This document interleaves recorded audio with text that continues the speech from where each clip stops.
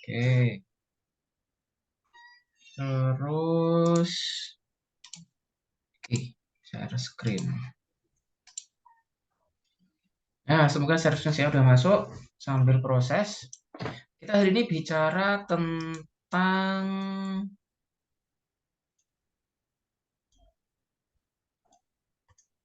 struktur interkoneksi. Struktur interkoneksi selalu berkaitan dengan bus. Nah, bus itu nih. Yang disebut dengan interkoneksi itu selalu berbicara menghubungkan. Menghubungkan dari A ke B. Selalu seperti itu. Nah, kata menghubungkan ini yang menjadi kata kunci kita hari ini. Interkoneksi berarti saling menghubungkan dari titik A ke titik B. Kemudian bus. Nah, biar saya keyakinan dulu. Bus itu bisa berupa kabel, bisa berupa jalur, bisa berupa sistem. Jadi kita bahas ini, bisa berupa jalur, bisa berupa kabel, bisa berupa jalur, bisa berupa sistem. Kayak kabel ya seperti apa adanya kabel itu ya. Seperti kabel yang selama ini kita ketahui ya wis bentuknya kabel ya wis ngono iku wis bentuknya. Sopo iki? Ini Mbak Isti lagi di rumah ya ini ya koyo ya. Buat lo Farid gak ngebu. Iya di rumah ya kelihatannya. Oke. Cek.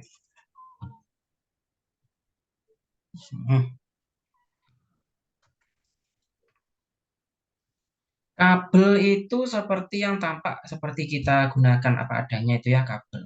Kemudian jalur. Nah, pemahamannya gini, biar lebih paham apa itu jalur. Mungkin Anda pernah ngeliat iki PCB. PCB. Oh, saya sebentar ini coba saya share biar utuh. Ini biar bisa lihat PCB.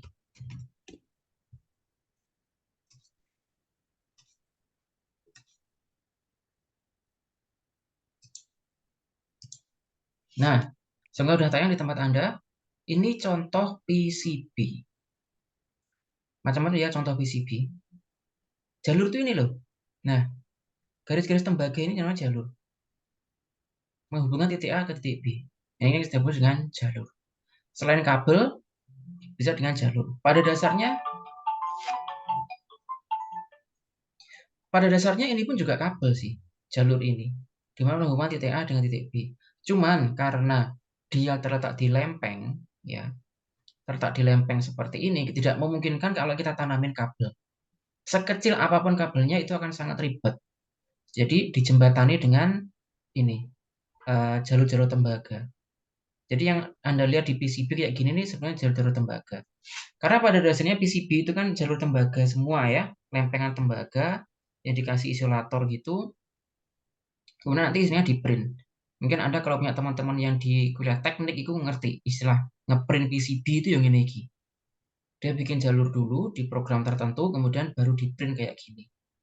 Sesuai dengan kemauannya. Nah, semakin banyak komponen ini berarti kan semakin kompleks kabelnya ya, jalurnya ini. Kayak jalur-jalur lalu lintas di perkotaan itu kan kompleks kayak gini. Oke, kembali ke sini. Semoga tayang di tempat Anda. Papan tulisnya tayang nggak, teman-teman? Tayang, Pak. Oke. Alhamdulillah tayang. Jadi jalur ini asumsi kita yang tadi ya, logam-logam di PCB. Kemudian sistem ini diatur oleh operating system.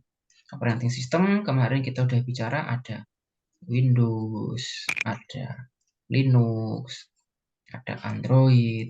Nah, jadi operating system zaman sekarang itu bisa mengatur jalur. Jadi operating system zaman sekarang semakin kesini semakin canggih ya. Kalau zaman dulu nih, operating system itu hanya mengelola file, hanya mampu mengelola file. Tapi zaman sekarang, operating system itu sudah mampu mengatur jalur. Nah, hari ini kita belajar tentang bus ini tadi. Sekarang sebelum ke sana, saya perkenalkan dulu setidaknya ada 3 jenis bus. 3 jenis bus. Satu adalah bus data. Kemudian 2, transfer data, transfer perintah. Yang ketiga adalah kontrol. Oke, kita bahas satu persatu dulu. Data dalam artian bus itu, ingat ya, bus itu bisa kabel, bisa jalur, bisa sistem. Istilahnya kita di arsitektur komputer, istilahnya bus. Kalau mungkin teman-teman yang listrik itu istilahnya kabel listrik ya wis gitu. Kita di komputer istilahnya bus. Data berarti tugasnya dia, ini data ya, adalah mentransfer data. Transfer data. Jadi ya yang mengalir di dia data. Anda bayangkan satu jalan gitu ya, jalan di perkotaan, yang lewat itu adalah data. Karena memang bus ini dedicate itu khusus untuk aliran data. Contoh, kita kan biasanya pakai komputer itu ya. Transfer data dari laptop ke flash disk. Itu kan nggak mungkin dari laptop tiba-tiba masuk ke flash disk gitu aja. Tentu datanya itu kan melalui jalur yang sedemikian rumitnya itu. Sehingga data bisa pindah dari laptop ke flash disk. Kita aja mah enak. Kita aja enak, tinggal nikmati, tinggal pakai gitu aja ya. Tapi di dalam komputer itu sendiri, prosesnya luar biasa. Data itu berjalan dari titik A ke titik B. Dan gak nyasar. Ya toh, gak nyasar toh. Lah, gak nyasar itulah peranannya ini. Variable bus control. Data itu gak nyasar. Anggap aja misalkan Anda punya satu laptop, terus ada 3 flash disk. Ketiga-tiganya ngopi. Jadi dari laptop kita transfer data ke flash disk, ketiga flash disk, ketiga-tiganya itu flash disknya beda, ketiga-tiganya data yang kita transfer beda. Tapi nyatanya ya nggak nyasar. Nggak nyasar lah, itulah yang kita sebut dengan adanya bus control. Dan bus perintah ini juga berbicara tentang address atau alamat. Peranannya ini dan kontrol sehingga data yang kita kirim itu enggak nyasar. Jadi gitu ya, antara ketiga ini, baik data, address, dan kontrol, itu bekerjanya saling mendukung. Oke, tadi yang penjelasan tentang transfer data. Contoh sekarang penjelasan perintah. Penjelasan perintah, gini teman-teman. Perintah itu pun pada dasarnya juga dialirkan. Perintah dalam komputer itu juga ditransfer. Nggak melulu klik langsung jadi gitu, enggak. Contoh gini, kamu buka Microsoft Word, terus menekan tombol A. Berarti kan Anda memerintah komputer untuk memunculkan huruf A dari keyboard. Nah, perjalanannya panjang. Dari user, ngeklik huruf A. Yang diklik adalah keyboard. Tujuannya adalah display atau layar. Tapi sebelum keyboard ini masuk ke layar, dari keyboard itu masuk ke CPU dulu. Dari CPU diproses gitu, kemudian masuk ke bus alamat. Bus alamat ini nantilah yang mengirim ke layar. Yang dikirim adalah perintah. Jadi alurnya sepanjang ini. CPU ini prosesor. Jadi prosesor itu tugasnya banyak. Anda nyuruh komputer atau laptop menekan huruf A saja, prosesnya segini panjangnya. Dari keyboard nanti memberikan arus perintah ke CPU, dari CPU diproses, Oh, perintah kayak gini ini datangnya dari keyboard. Berarti dari keyboard dikirim ke bus alamat. Bus alamat ki ibaratnya kurir. Paket lah itu yang dia ngerti alamatnya di mana. Oh, lek perintah koyok gini, teko CPU toh. CPU ngirim surat ke sini. Oh, lek surat iki, alamatnya iki. Nah, dia datang ke sini. Muncullah di layar Anda huruf A. Sebegitu panjangnya prosesnya. Dan melibatkan sedemikian banyaknya peralatan. Nah, itu sedikit penjelasan tentang bus alamat. Kemudian kontrol.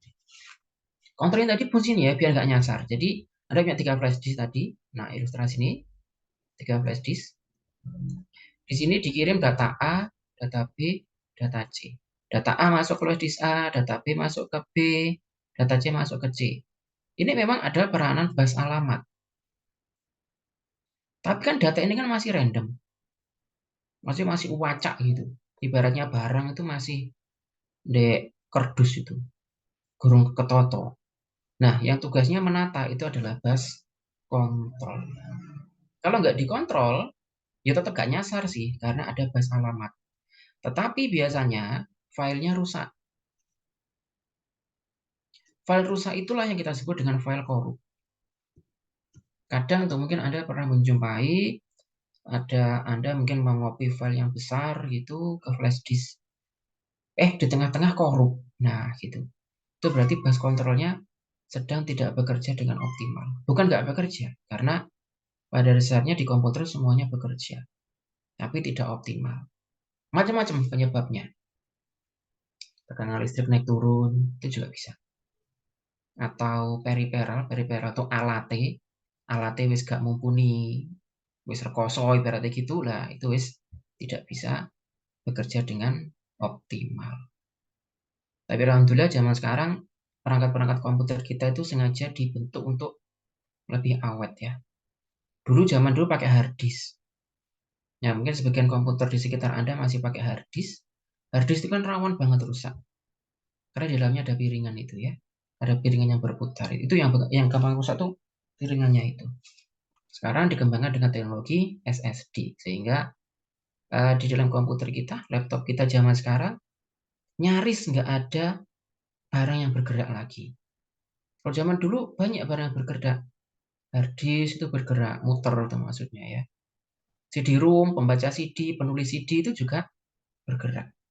Zaman sekarang hal seperti itu sudah dikurangi. Karena emang nggak awet barang-barang kayak gitu itu. Oke, ini tentang 3 jenis bus. Ada data, ada perintah, ada bus control. Fungsinya seperti ini. Setelah garis besar, ingat ya dalam komputer itu serumit ini. Nggak segampang yang kita nikmati. Terus saya kenalkan lagi dengan yang ketiga, yaitu jenis bus. Yang paling sering Anda jumpai adalah bus USB. Di setiap komputer Anda pasti ada. Bahkan di HP pun sekarang sudah pakai USB. USB tipe C, mini USB, apa mana itu? USB 2.0, 3.0 itu ya. Intinya USB. Coba kita lihat bus USB. Nah, ini bus USB. Ini USB tipe apa ini? Yang paling sering kita pakai ya, USB tipe A. Dan di sini ada USB yang tipe yang lain. Ini biasanya digunakan untuk printer. Nih, tipe-tipe USB. 2.0 dan 3.0. Ini tipe A. Yang paling sering kita pakai itu ada tipe B mini, tipe B micro. Kalau Anda main-main printer biasanya ketemu ini, tipe B dan seterusnya ini. Sekarang sudah ada USB tipe C. Baru aja hadir USB tipe C ini. Dikatakan nih ya, USB itu mergo kepanjangannya, nah, singkatannya dari Universal Serial Bus. Dikatakan universal karena bisa digunakan untuk segala hal. Kalau zaman dulu, bus sebelum adanya USB, bus itu sifatnya dua, teman-teman. Ada dedicate, ada multiplex. Dedicated iki berarti khusus. Iki berarti bermacam-macam. Misalnya nih, dedicated itu khusus. Ada bus tertentu itu yang khusus untuk data. Ada bus tertentu yang khusus untuk address. Ada bus tertentu yang khusus hanya dibikin untuk arusnya kontrol. Itu ada. Sampai sekarang juga ada. Jadi satu kabel atau satu jalur itu khusus untuk data saja, misal. Data saja. Sehingga di kabel itu gak ada perintah. Khusus untuk data. Nah, jika dengan dedicated kayak gini, Anda bayangkan satu jalan tol.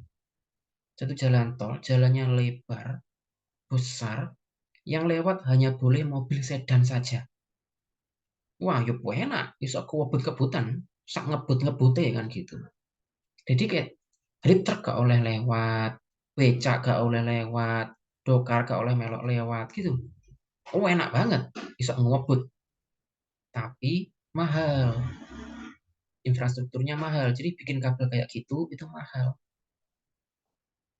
Contohnya mungkin Anda pakai HP yang chargernya sudah VOOC. Nah, kabel VOOC itu dedicated untuk data. Datanya berupa apa? Ya berupa listrik, kayak ngecas. Dedicated. Banyak sekali kabel VOOC yang nggak iso tinggu transfer data. Karena dia hanya arus listrik saja. Coba nanti Anda beli kabel VOOC. Lumayan juga kan? Kabel sak pentolannya 400.000 itu siapa pernah beli. Tapi VOOC memang. Sak jam itu loh penuh. Nggak sampai sak jam, 0 sampai 100 sudah beres. Bedain sama kabel yang bukan VOC. Nah, bawaannya tablet itu biasa nih. Saya ngecas tablet itu mulai isak sampai subuh itu baru 100%. Bandingkan dengan VOC yang tadi. Ya aja nggak ngebut. Berarti yang casan tablet tadi multiplex. Data boleh, address boleh, kontrol juga boleh. Ya kayak jalanan kita sehari-hari itulah ya. Becak oleh lewat, sepeda motor, dokar, pajero ya oleh lewat. Ya memang praktis. Keunggulannya adalah praktis. Tetapi kelemahannya lelet. Ya wajar ya. Segala hal itu kan selalu ada trade-off ya. Di mana ada kelebihan mesti dia punya kekurangan. Nah, dari adanya multiplex ini yang mengilhami lahirnya USB. Berarti USB itu kecepatannya pelan. Wes, mulai sekarang tolong jangan berharap banyak pada USB. Misalkan Anda punya flash disk. Wow, flash disk itu banter. Nah, baterai flash disk itu seberapa sih? Kan gitu ya. Termasuk Anda punya kabel VOC tadi kan juga flash disk, juga USB. Itu pun tetap dinilai pelan. Karena masih banyak bus-bus yang lain itu yang jauh lebih kencang. Tapi kenapa? Yang lebih kencang tuh sampai sekarang nggak dibikin untuk ngecas HP. Wah, ya kobong HP nih. Jadi USB itu sengaja dibikin untuk pelan agar bisa akrab dengan berbagai perangkat. Karena sifat akrab dengan berbagai perangkat itulah makanya disebutnya universal. Pelan kecepatannya, akrab, dan hemat daya. Tuh kan, charger pakai USB, lampu pakai USB. Sekarang ada kan kipas angin pakai USB. Termos tuh ada ukuran gelas itu pakai USB. Flash diskmu pakai USB. Nah, secepat-cepatnya kamu berpendapat tentang USB itu tetap nilainya pelan. Wes kayak iso enggak, USB itu memang pelan. Gitu ya, tapi hemat daya. Tapi iso akrab dengan berbagai perangkat. Nih, mouse ini nih kayaknya lu. Mouse ini kan wirelessnya pakai USB. Udah beres. Nggak perlu install driver, nggak perlu ngapa-ngapain. Praktis banget. Tapi ingat, kelemahannya USB, lelet alias pelan. Kemudian yang kedua, saya kenalkan dengan namanya PCI. Ini pertama kali dikenalkan oleh Intel. Ada teknologi Pentium. Nah, zaman si aku sekolah dulu, komputerku Pentium. Nah, jadi saya pasti sekolah tuh minta dibeliin komputer ke orang tua saya itu. Dikasih komputer, prosesornya Pentium. Waduh, zaman dulu gue suwe berarti karo-karoan. Pentium. Nah, PCI ini cepat banget. Aliran datanya itu bisa sampai gigabyte per second.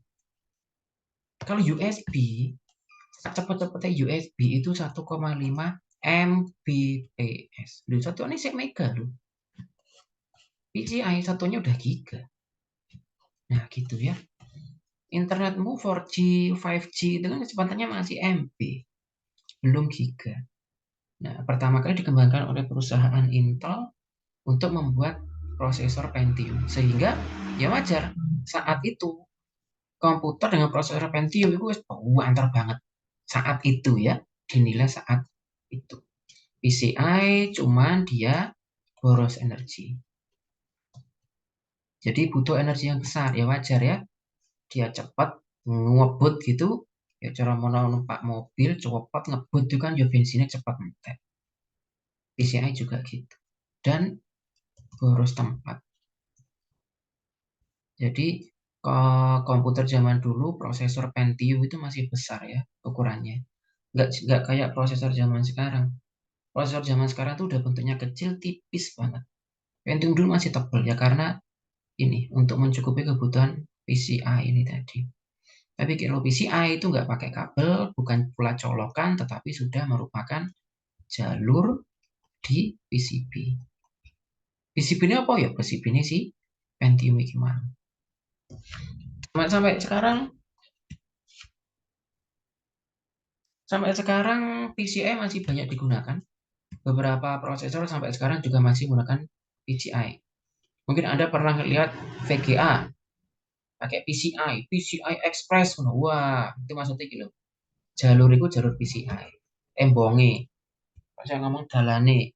Jalanmu apa? USB ya berarti masuk gang iki. Lewat gange wong, lewat lompongan kan gitu. PCI oh berarti dalan raya iki. Dalan raya Kanor kok Bojonegoro. Wah, dalannya Bombo, misal gitu. Bisa ngebut. Ada lagi yang bisa lebih ngebut lagi. Namanya Firewire. Firewire. Firewire. Ini ngebut banget. Oh, sini aja ketiga. Tiga namanya Firewire. Ini ngebut banget nih. Ini berupa kabel dan bisa juga berupa jalur di PCB.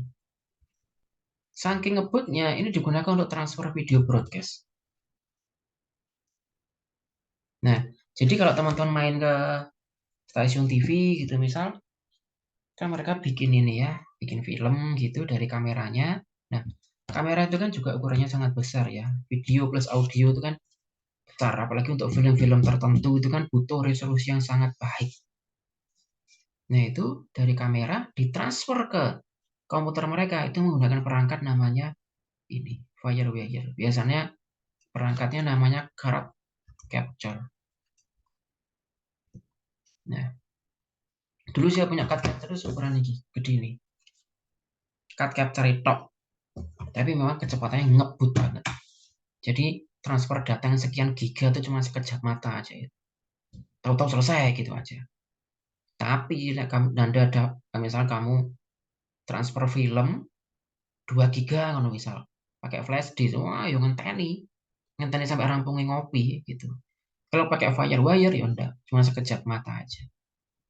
Contoh, coba ya kita ke USB, terus ini mau apa? Bus PCI. Contohnya, nah ini bus PCI. Ini kalau Anda buka komputer Anda yang di lab itu, Anda buka mesti ono kayak gini, terminal-terminal ini.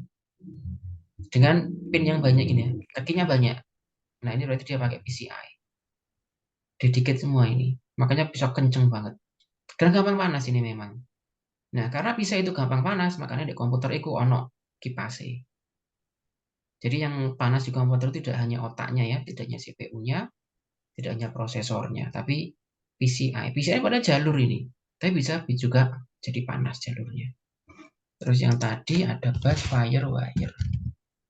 Ini Firewire. Nah ini Kabel FireWire segini itu. Bentuknya gini mahalnya minta ampun ini. Kemudian ini cardnya. Ini cardnya. Cardnya kayak VGA. Oh ini nih bentuknya. Lagi.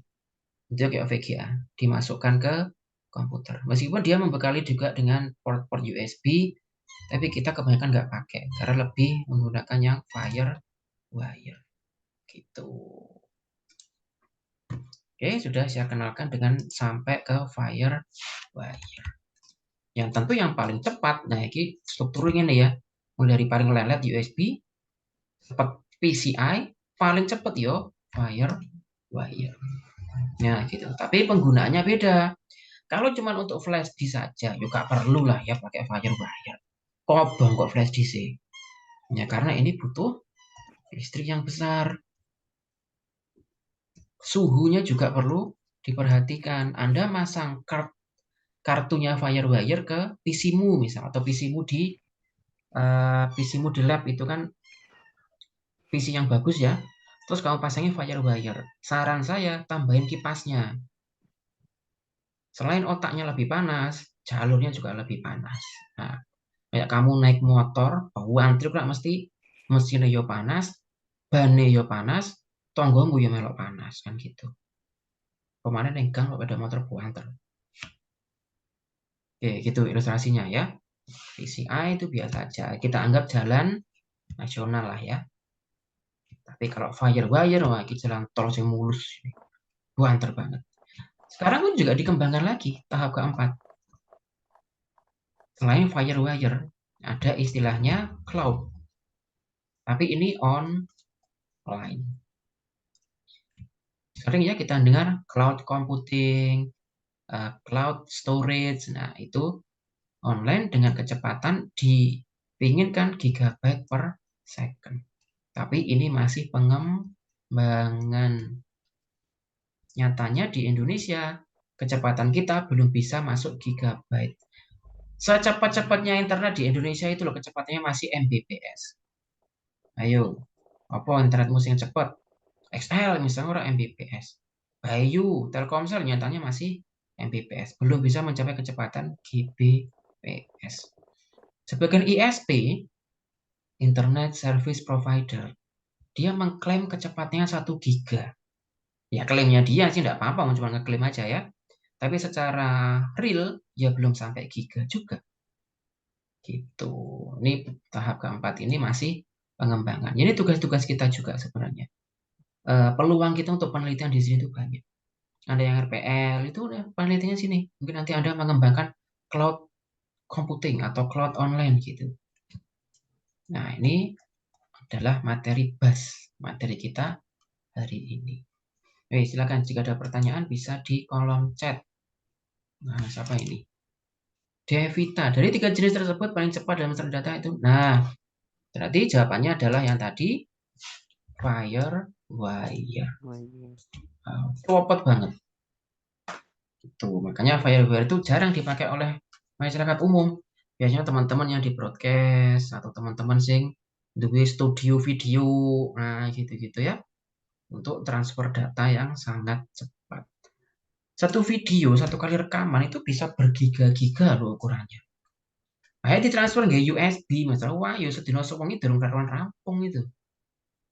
Butuh yang cepat makanya. Sesuai dengan kebutuhan ya. Sesuai dengan kebutuhannya. Ada pertanyaan lain silakan di kolom chat. Di mana kita sebagai user di sini, kemudian kita terhubung dengan komputer kita terhubung ke internet. Internet ini nanti yang akan menyimpan ke storage. Penyimpanan.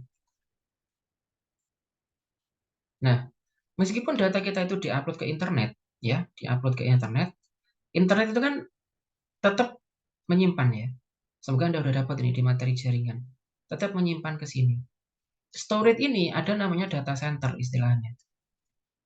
Untuk menyimpan seluruh data kita. Nah, kalau data center ini sampai terjadi resiko, nah naudzubillah gitu ya. Kalau saya sih bilangnya naudzubillah gitu. Sebenarnya ada backup. mereka yang mengelola data center tentu sudah punya backup yang luar biasa banyaknya, sehingga datanya hilang itu hampir dikatakan tidak mungkin gitu ya. Tapi yang namanya qadarullah itu kan macam-macam ya. Makanya kalau data hilang di data center itu ya naudzubillah gitu. Karena data center ini datanya luar biasa penting. Kayak kita data kependudukan, data BPJS, data pajak, rekening kita di bank, bahkan data-data yang luar biasa penting gitu ya. Sehingga kalau misalnya kayak kemarin pernah terjadi nih 1 atau 2 tahun yang kemarin Bank Mandiri kebobolan sehingga data centernya jadi kacau. Teman saya tuh ada tiba-tiba duitnya 10 juta hilang. Ya hilang gitu aja nggak berbekas. Tapi pas saya lihat Twitter tiba-tiba ada orang dapat rezeki nomplok 10 juta masuk lah. Itu kan datanya kacau gitu. Tinggal diperbaiki data centernya dengan data yang ada di backup. Nah, itu tugasnya data center. Tetap kita kena pengaruhnya. Tapi kita percaya ya, para pengelola data center pun juga sudah banyak belajar tentang manajemen resiko. Tentu kita pun juga akan kena imbasnya. Karena data center itu tersimpan di satu tempat dan dirahasiakan, makanya eh, poin plusnya kita nggak perlu lagi ya punya ruang-ruang arsip gitu ya. Bahkan sekarang Rumah Sakit Dr. Karyadi di Semarang, termasuk Universitas Diponegoro di apa ya, Diponegoro ke Semarang Pengendi ya, mereka sudah nggak punya ruang arsip lagi. Jadi mereka sudah mengarsipkan datanya dengan online. Anda sadar atau tidak, ruang arsip itu kan menyimpan segala macam arsip, kertas, CD, macam-macam. Bisa jadi itu nggak guna. Dan semakin berkembang waktu, ruang arsip butuh perluasan. Belum lagi resiko kebakaran. Nah, sehingga ruang arsip sekarang orang sudah mulai banyak sadar ya, ruang arsip mulai dihilangkan, arsip-arsipnya di backup ke digital. Bahkan Perpustakaan Nasional kita pun juga dari beberapa tahun kemarin sudah membuat arsip-arsip digital. Buku-buku yang lama itu mulai didigitalkan. Nah, kabar baiknya di situ ya. Kabar buruknya karena data center tersimpan di satu tempat, kalau terjadi sesuatu, wah ini. Nah, itu ya makanya kalau saya bilang terus naudzubillah jika terjadi sesuatu di data center. Data center wajib dirahasiakan, nggak ada orang yang tahu. Ingat, tidak ada orang yang tahu. Bahkan intelijen pun nggak tahu data center di mana. Mulai tonggomu, koncomu ngomong, aku ini loh wong intelijen. Aku ngerti data center Indonesia aku disimpan nanti. Nek misalnya waduh Bojonegoro, wah misal gitu wes ketok itu. Ngarang itu. Tukang tipu ya. Matkul kuantitatif komputer prakteknya apa ya?